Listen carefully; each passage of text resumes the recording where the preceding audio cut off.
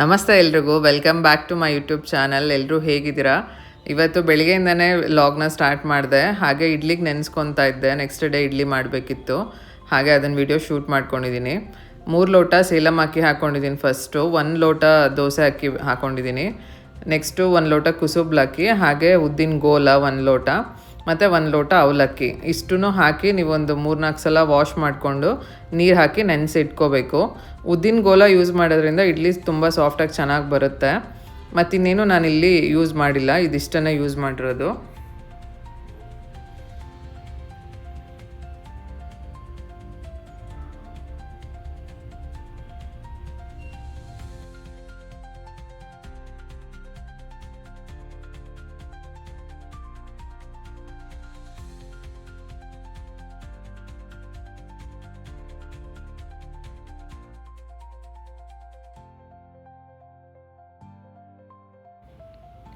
Next ಹಾಗೇ ಉದ್ದಿನ ವಡೆಗೂ ನಾನು ಹಾಗೆ ನೆನೆಸ್ಕೊತಾ ಇದ್ದೀನಿ. ಅದ್ರ ಜೊತೆಲೇ 2 ಲೋಟ ಉದ್ದಿನ ಗೋಲ ಹಾಕ್ಕೊಂಡಿದ್ದೀನಿ ಮತ್ತು ಸ್ವಲ್ಪ ಅಕ್ಕಿ ಹಾಕ್ಕೊಂಡಿದ್ದೀನಿ, ದೋಸೆ ಅಕ್ಕಿ. ಏನಕ್ಕೆ ಅಂದರೆ ಗರಿ ಬರುತ್ತೆ ಅಂಥೇಳಿ. ಇದನ್ನು ಅಷ್ಟೇ 2-3 ಸಲ ವಾಶ್ ಮಾಡಿಕೊಂಡು ನೀರಾಗಿ ನೆನೆಸಿಟ್ಕೋಬೇಕು. ನಾನು ಇಡ್ಲಿ ಹಿಟ್ಟು ರುಬ್ಬಬೇಕಾದ್ರೆ ಉದ್ದಿನ ವಡೆಗೂ ಸಹ ರುಬ್ಕೊತೀನಿ. ಆದರೆ ನಾನು ವಡೆ ಹಿಟ್ಟಿಗೆ ಸಾಲ್ಟ್ ಹಾಕಿರೋದಿಲ್ಲ.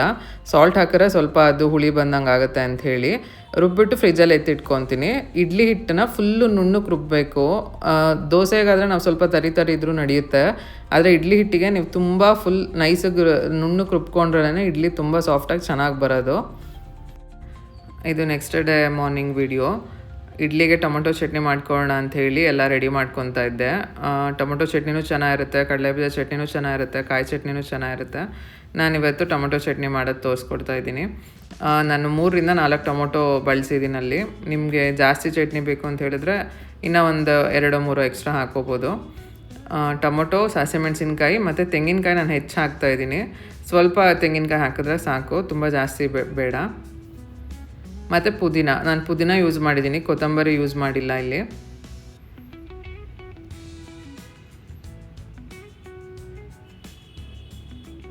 ನೆಕ್ಸ್ಟು ಒಂದು ಪ್ಯಾನ್ ಇಟ್ಕೊಂಡು ಆಯಿಲ್ ಹಾಕ್ಕೊತಾ ಇದ್ದೀನಿ. ಫಸ್ಟ್ ಹಸಿಮೆಣಸಿನ್ಕಾಯಿ ಹಾಕ್ಕೊತಾ ಇದ್ದೀನಿ. ನೆಕ್ಸ್ಟು ಬೆಳ್ಳುಳ್ಳಿ ಎಲ್ಲನೂ ಚೆನ್ನಾಗಿ ಫ್ರೈ ಮಾಡ್ಕೋಬೇಕು ಎಣ್ಣೆಲಿ. ನೆಕ್ಸ್ಟು ಟೊಮೊಟೊ ಹಾಕ್ಕೋತಾ ಇದ್ದೀನಿ. ಟೊಮೊಟೊನೂ ಅಷ್ಟೇ ಚೆನ್ನಾಗಿ ಅದು ನೀರು ಬಿಟ್ಟು ನೀರೆಲ್ಲ ಡ್ರೈ ಆಗಿ ಚೆನ್ನಾಗಿ ಫ್ರೈ ಆಗಬೇಕು. ಅಲ್ಲಿವರೆಗೂ ನಾವು ಚೆನ್ನಾಗಿ ಫ್ರೈ ಮಾಡ್ಕೋಬೇಕು ಆಯಿಲಲ್ಲೇ. ನೆಕ್ಸ್ಟು ತೆಂಗಿನಕಾಯಿ ಹೆಚ್ಚಿಟ್ಕೊಂಡಿರೋದು.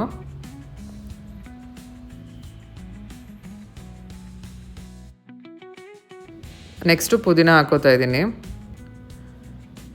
ಎಲ್ಲ ಹಾಕಿದ್ಮೇಲೆ ಒಂದು 5 to 10 ಮಿನಿಟ್ಸ್ ನೀವು ಚೆನ್ನಾಗಿ ಫ್ರೈ ಮಾಡಿ. ಈ ಥರ ಆಗುತ್ತೆ ಚೆನ್ನಾಗಿ ಫ್ರೈ ಆದಮೇಲೆ. ನೆಕ್ಸ್ಟು ಉದ್ದಿನ ವಡೆಗೆ ರೆಡಿ ಮಾಡ್ಕೊತಾ ಇದ್ದೀನಿ. ಉದ್ದಿನ ವಡೆಗೆ ಬರೀ ನಾನು ಕೊತ್ತಂಬರಿ, ಹಸಿಮೆಣಸಿನ್ಕಾಯಿ, ಸಾಲ್ಟು ಮತ್ತು ಬೇಕು ಅಂದರೆ ಕಾಯಿ ಹೆಚ್ಚಾಗಿ ಹಾಕ್ಕೋಬೋದು. ನಾನು ಇವತ್ತಿಲ್ಲಿ ತೆಂಗಿನಕಾಯಿ ಹಾಕಿಲ್ಲ, ಬರೀ ಹಸಿಮೆಣಸಿನ್ಕಾಯಿ, ಕೊತ್ತಂಬರಿ ಮತ್ತು ಪೆಪ್ಪರ್ ಪೌಡ್ರ್ ಹಾಕ್ಕೊತಾ ಇದ್ದೀನಿ, ಹಾಗೆ ಸಾಲ್ಟು. ಇದಿಷ್ಟು ಹಾಕಿ ಚೆನ್ನಾಗಿ ಮಿಕ್ಸ್ ಮಾಡ್ಕೋಬೇಕು ಹಿಟ್ಟನ್ನು. ನೀರು ಯೂಸ್ ಮಾಡಬಾರ್ದು ಒಂಚೂರೂ ಉದ್ದಿನ ವಡೆ ಹಿಟ್ಟಿಗೆ. ನಾನು ರುಬ್ಬಬೇಕಾದ್ರೂ ಅಷ್ಟೇ ಸ್ವಲ್ಪನೇ ಹಾಕ್ಕೊಂಡಿರ್ತೀನಿ. ಸ್ವಲ್ಪ ಅಂತ ಹೇಳಿದ್ರೆ ಒಂದು ಚಿಕ್ಕ ಲೋಟದಲ್ಲಿ ಒಂದು ಮುಕ್ಕಾಲಷ್ಟು ಅಷ್ಟೇನೆ ಹಾಕ್ಕೊಂಡು ರುಬ್ಕೊಂಡಿರೋದು. ಒಂದು ಸ್ವಲ್ಪ ನೋಡಿ ಹಿಟ್ಟು ಯಾವ ಥರ ಇದೆ ಅಂತ ನಿಮಗೆ ಗೊತ್ತಾಗುತ್ತೆ. ಆ ಹದದಲ್ಲಿ ಇರಬೇಕು ಉದ್ದಿನ ವಡೆ ಹಿಟ್ಟು, ಅವಾಗ ನಿಮಗೆ ತುಂಬ ಚೆನ್ನಾಗಿ ಉದ್ದಿನ ವಡೆ ಬರುತ್ತೆ. ನೆಕ್ಸ್ಟ್ ಇದೆಲ್ಲ ಹಾಕಿ ಚೆನ್ನಾಗಿ ನೀಟಾಗಿ ಮಿಕ್ಸ್ ಮಾಡಿ ಇಟ್ಕೋಬೇಕು.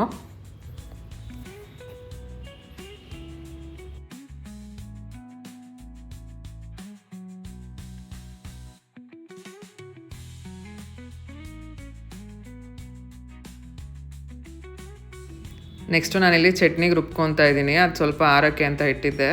ಆರಿದ್ಮೇಲೆ ಮಿಕ್ಸಿಗೆ ಹಾಕ್ಕೋಬೇಕು. ಬಿಸಿಲೇ ಹಾಕ್ಕೊಂಬಿಟ್ರೆ ಅದನ್ನೊಂದು ಸಲ ಕ್ಯಾಪ್ ಓಪನ್ ಆಗಿಬಿಡುತ್ತೆ. ಅದರಿಂದ ನೀಟಾಗಿ ಅದು ತಣ್ಣಕ್ಕಾದ್ಮೇಲೆ ಮಿಕ್ಸಿಗೆ ಹಾಕ್ಕೊಂಡು ಸ್ವಲ್ಪ ಸಾಲ್ಟ್ ಹಾಕ್ಕೊಂಡು ರುಬ್ಕೋಬೇಕು.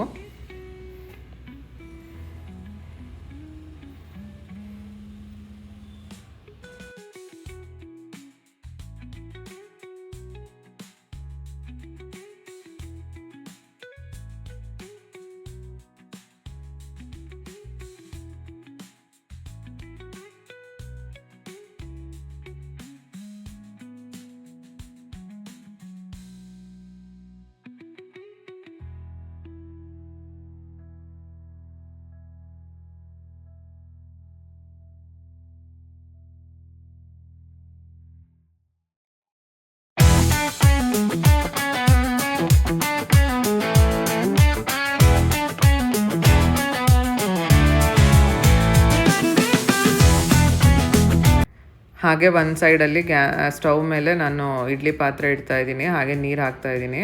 ನೀರು ಕುದಿ ಬರೋಷ್ಟರೊಳಗೆ ನಾನು ತಟ್ಟೆ ಇಡ್ಲಿ ಪ್ಲೇಟ್ಸಿಗೆ ನಾನು ಹಿಟ್ಟನ್ನು ಹಾಕ್ಕೊತೀನಿ. ಹಿಟ್ಟು ಹಾಕೋಕ್ಕೆ ಮುಂಚೆ ಆಯಿಲಲ್ಲಿ ನೀಟಾಗಿ ತಟ್ಟೆ ಫುಲ್ಲು ನಾವು ಅಪ್ಲೈ ಮಾಡಬೇಕು, ಇಲ್ಲಾಂದರೆ ಚೆನ್ನಾಗಿ ಇಡ್ಲಿ ಎದ್ದೇಳಲ್ಲ ನಾವು ತೆಗಿಬೇಕಾದ್ರೆ. ಅದರಿಂದ ಹಿಟ್ಟಿಗೆ ನಾನು ರಾತ್ರಿನೇ ರುಬ್ಬಿ ಇಡಬೇಕಾದ್ರೆ ನಾನು ಸಾಲ್ಟ್ ಹಾಕ್ಕೊಂಡಿರ್ತೀನಿ, ಅದರಿಂದ ನಾನು ಬೆಳಿಗ್ಗೆ ಏನು ಸಾಲ್ಟ್ ಹಾಕಲ್ಲ. ನೀಟಾಗಿ ಮಿಕ್ಸ್ ಮಾಡ್ಕೊತೀನಿ. ಒಂದು ಸ್ವಲ್ಪ ನೀರು ಹಾಕ್ಕೊತೀನಿ ಅಷ್ಟೇ. ಅದು ಹಾಕ್ಕೊಂಡು ಚೆನ್ನಾಗಿ ಮಿಕ್ಸ್ ಮಾಡಿಕೊಂಡು ಇಡ್ಲಿ ಹಿಟ್ಟು ತಟ್ಟೆ ಇಡ್ಲಿ ಇದಕ್ಕೆ ಹಾಕ್ಕೊತೀನಿ. ಎಣ್ಣೆ ನೋಡಿದ್ರಲ್ಲ, ನಾನು ಆ ಥರ ನೀಟಾಗಿ ನೀವು ಸ್ಪ್ರೆಡ್ ಮಾಡಿಕೊಂಡ್ರೆ ಎಣ್ಣೆನ ನೀಟಾಗಿ ಇಡ್ಲಿ ಎದ್ದೇಳುತ್ತೆ, ಎಲ್ಲೂ ಕಿತ್ತೋಗಲ್ಲ. 2 ಸೌಟು ಇಡ್ಲಿ ಹಿಟ್ಟು ಇಡ್ಸುತ್ತೆ ಅದಕ್ಕೆ, ಯಾಕಂದರೆ ದೊಡ್ಡದಾಗಿದೆ ಪ್ಲೇಟ್ ಅದರಿಂದ.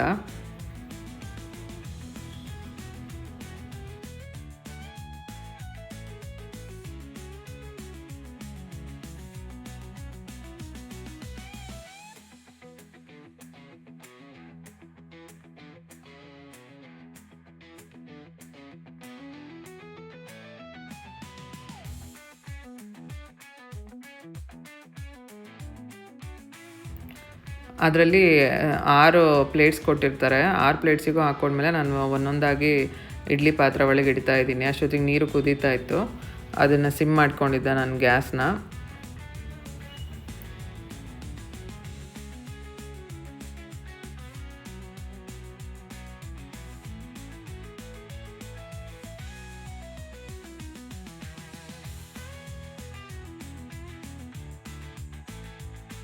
ನೆಕ್ಸ್ಟು ಎಲ್ಲದಕ್ಕೂ 1 ಬೈ 1 ಹಾಕ್ಕೊಂಡ್ಮೇಲೆ ಹಾಗೆ ಎಲ್ಲನೂ ಅದರೊಳಗೆ ಇಡ್ಲಿ ಪಾತ್ರೆ ಒಳಗೆ ಇಟ್ಕೊಂಡು ಅದಂದರೆ ಒಂದು ಪ್ಲೇಟ್ ಕೊಟ್ಟಿರ್ತಾರೆ, ಅದನ್ನು ಹಾಕಿ ನಾನು ಕ್ಲೋಸ್ ಮಾಡ್ತಾಯಿದ್ದೀನಿ. ಹಾಗೆ ಈ ಸೈಡು ಉದ್ದಿನವಡೆಗೆ ಇಟ್ಕೊಂಡಿದ್ದೀನಿ. ತುಂಬ ಚೆನ್ನಾಗಿ ಎಣ್ಣೆ ಕಾಯಿಸ್ಕೊಂಡ್ಮೇಲೆ ಉದ್ದಿನವಡೆ ಹಾಕಬೇಕು. ಎಣ್ಣೆ ಕಾದ್ಮೇಲೆ ಫುಲ್ ಸಿಮ್ ಮಾಡಿ ಒಂದೊಂದಾಗಿ ಹಾಕ್ತಾ ಬನ್ನಿ. ಉದ್ದಿನವಡೆ ಹಾಕ್ಬೇಕಾದ್ರೆ ಕೈ ಒದ್ದೆ ಮಾಡ್ಕೊಳ್ಳಿ, ಅವಾಗ ಚೆನ್ನಾಗಿ ಬರುತ್ತೆ ನಿಮಗೆ ಶೇಪು. ನೆಕ್ಸ್ಟು ಉದ್ದಿನವಡೆ ಎಲ್ಲ ಹಾಕಾದ್ಮೇಲೆ ನಾವು ಉರಿ ಜಾಸ್ತಿ ಮಾಡಬೇಕು, ಆವಾಗ ಅದು ನೀಟಾಗಿ ಬೇಯುತ್ತೆ. ಗೋಲ್ಡನ್ ಬ್ರೌನ್ ಆಗೋವರೆಗೂ ಬೇಯಿಸ್ಕೊಳ್ಳಿ ಒಂದು ಸೈಡು. ನೆಕ್ಸ್ಟ್ ಬೆಂದ ಮೇಲೆ ಇನ್ನೊಂದು ಸೈಡಿಗೆ ಮಡ್ಚಿ ಹಾಕಿ ಅದು ಸೇಮ್ ಹಾಗೆ ಗೋಲ್ಡನ್ ಬ್ರೌನ್ ಆಗೋವರೆಗೂ ಫ್ರೈ ಮಾಡ್ಕೊಳ್ಳಿ. ಉದ್ದಿನವಡೆ ಹಿಟ್ಟು ರುಬ್ಬಬೇಕಾದ್ರೆ ಸ್ವಲ್ಪ ನೀರು ಹಾಕ್ಕೊಂಡು ರುಬ್ಬಿರಿ. ನೀರು ಜಾಸ್ತಿ ಆದರೂ ಒಂದೊಂದು ಸಲ ಏನಾಗುತ್ತೆ, ಕಚ್ಕೊಳ್ಳುತ್ತೆ, ಇಲ್ಲಾಂದರೆ ನಮಗೆ ನೀಟಾಗಿ ಹಾಕೋಕ್ಕೆ ಬರೋಲ್ಲ. ಮತ್ತು ತೆಳ್ಳಗೆ ರುಬ್ಬಿದ್ರೂ ಅಷ್ಟೇ ನೀಟಾಗಿ ನಾವು ಉದ್ದಿನವಡೆ ಶೇಪ್ ಕೊಡೋಕ್ಕಾಗಲ್ಲ. ಮೀಡಿಯಮ್ ನೀರು ಹಾಕ್ಕೊಂಡು ರುಬ್ಕೊಬೇಕು ಅಷ್ಟೇ. ತುಂಬ ನೀರು ಹಾಕಿ ರುಬ್ಕೊಂಡಾಗ ಅದು ಆ ಪ್ರಾಬ್ಲಮ್ಸ್ ಆಗುತ್ತೆ ಅಷ್ಟೇ. ನೋಡಿದ್ರಲ್ಲ ಎಷ್ಟು ಚೆನ್ನಾಗಿ ಬರ್ತಿದೆ ಅಂಥೇಳಿ.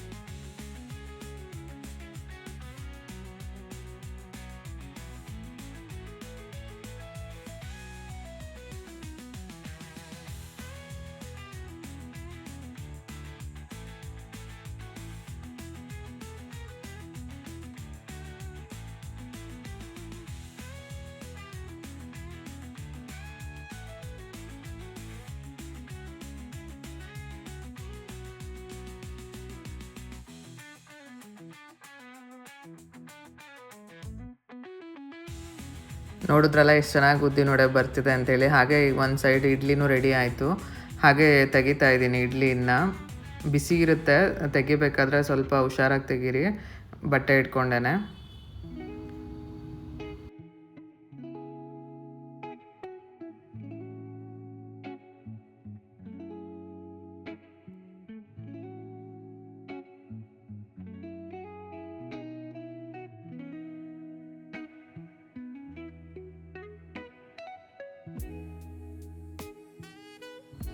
ನೆಕ್ಸ್ಟು ನಾವು ಇಡ್ಲಿ ಪಾತ್ರೆನ ತೆಗೆದ ತಕ್ಷಣ ಇಡ್ಲಿ ತೆಗಿಯೋಕ್ಕೆ ಹೋಗಬಾರ್ದು. ಸ್ವಲ್ಪ 1-2 ನಿಮಿಷ ಅದು ಆರಕ್ಕೆ ಬಿಡಬೇಕು.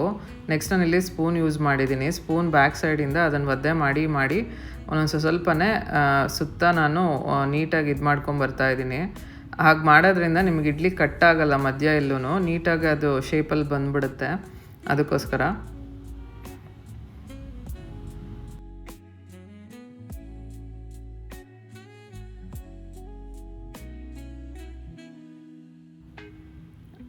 ನೋಡಿದ್ರಲ್ಲ ಎಷ್ಟು ಚೆನ್ನಾಗಿ ಬಂತು ಅಂಥೇಳಿ. ಎಲ್ಲೂ ಅದು ತಟ್ಟೆಗೆ ಅಂಟ್ಕೊಳ್ಳಿಲ್ಲ.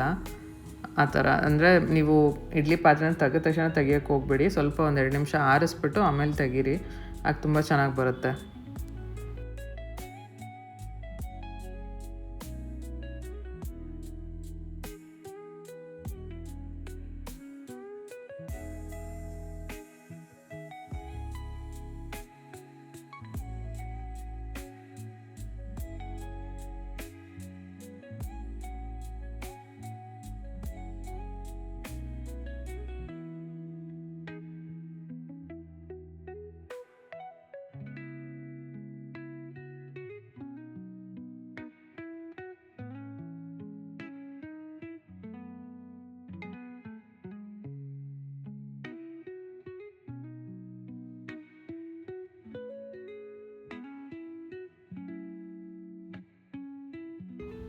ಹಾಗೆ ನಾನಿಲ್ಲಿ ಚಿಕ್ಕ ಇಡ್ಲಿನೂ ಸಹ ಇಟ್ಕೊತಾ ಇದ್ದೀನಿ. ಸೇಮ್ ಹಾಗೆಯೇ ಇದಕ್ಕೂ ಸಹ ಈ ಪ್ಲೇಟ್ಸಿಗೂ ಎಣ್ಣೆ ನೀಟಾಗಿ ನೀವು ಸ್ಪ್ರೆಡ್ ಮಾಡಿಕೊಂಡು ಇಡ್ಲಿ ಹಿಟ್ಟು ಹಾಕ್ಕೋಬೇಕು.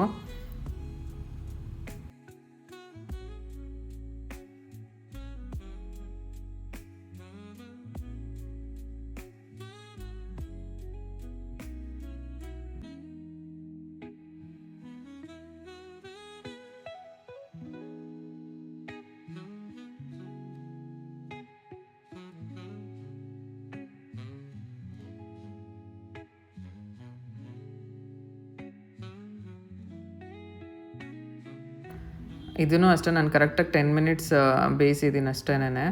ಎಷ್ಟು ಚೆನ್ನಾಗಿ ಬಂದಿದೆ ನೋಡಿ ಉಪ್ಕೊಂಡು. ಸೇಮ್ ಇದನ್ನು ಸಹ ನಾನು ಹಾಗೇ ಸ್ಪೂನ್ ಬಳಸೇ ತೆಗಿತಾ ಇದ್ದೀನಿ.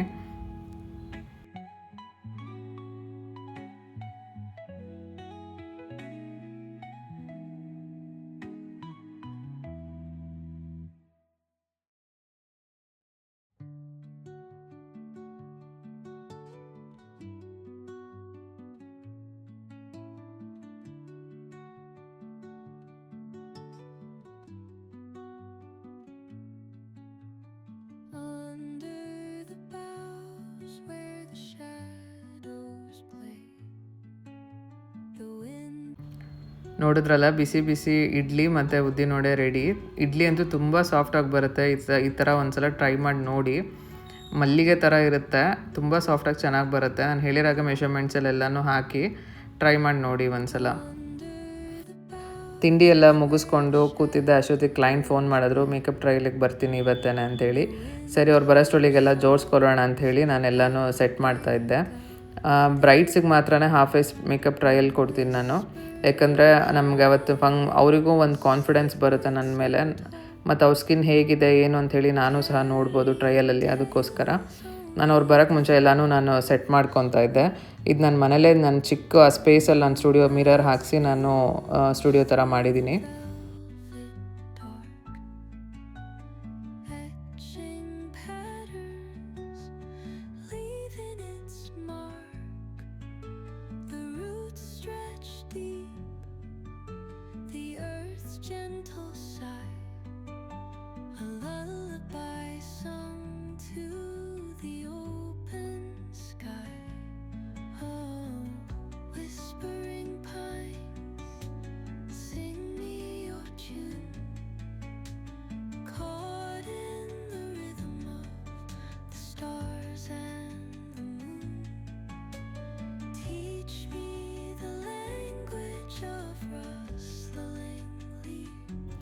ನಾನು ಅವರಿಗೆ ಮೇಕಪ್ ಮಾಡ್ಬೇಕಾದ್ರೆ ವಿಡಿಯೋ ತೊಗೊಳಕ್ಕಾಗಲಿಲ್ಲ.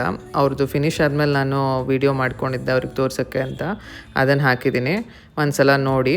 ಹಾಗೆ ಈ ವಿಡಿಯೋನ ಇಲ್ಲಿಗೆ ಎಂಡ್ ಮಾಡ್ತಾಯಿದ್ದೀನಿ. ನಿಮ್ಮೆಲ್ರಿಗೂ ಈ ವ್ಲಾಗ್ ಇಷ್ಟ ಆಗಿದೆ ಅಂತ ಅಂದ್ಕೊತೀನಿ. ನೆಕ್ಸ್ಟ್ ವಿಡಿಯೋದಲ್ಲಿ ಸಿಗ್ತೀನಿ. Thank you for watching.